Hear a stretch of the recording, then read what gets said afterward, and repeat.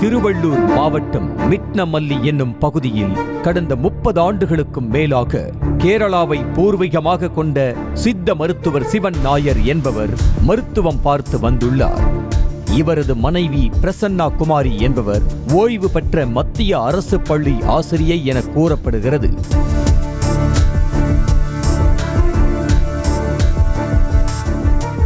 ஞாயிற்றுக்கிழமை இரவு 7 மணி அளவில் சிகிச்சைக்காக வந்த சிலர் மருத்துவர் சிவன் நாயர் மற்றும் அவரது மனைவி பிரசன்னா குமாரி ஆகியோர் கழுத்தறுக்கப்பட்ட நிலையில் இரத்த வெள்ளத்தில் சடலங்களாக கிடப்பதைக் கண்டு அதிர்ச்சி அடைந்துள்ளனர்.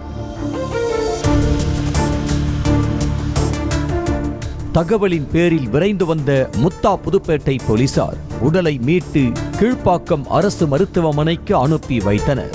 தொடர்ந்து சம்பவ இடத்தில் போலீசார் குவிக்கப்பட்டு ஆவடி காவல் துணை ஆணையர் ஐமான் ஜமால், செங்குன்றம் காவல் துணை ஆணையர் பாலகிருஷ்ணன் தலைமையில் விசாரணை தொடங்கப்பட்டது.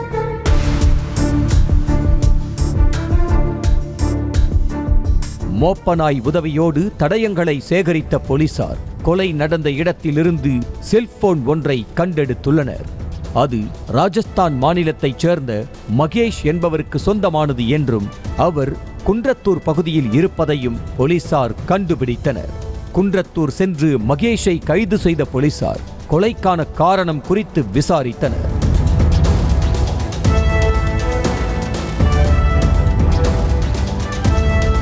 திருவள்ளூர் பகுதியில் வேலை பார்த்து வரும் மகேஷ் மருத்துவர் சிவன் நாயரிடம் கடந்த 2 ஆண்டுகளாக மருத்துவம் பார்த்து வந்ததாக கூறப்படுகிறது.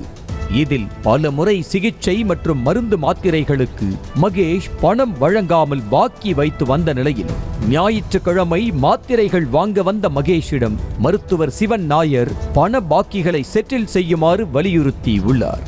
இதனை அடுத்து மகேஷ் மருத்துவர் சிவன் நாயரின் அக்கவுண்ட்டுக்கு ஜிபே மூலம் பணம் அனுப்பியதாக தெரிகிறது.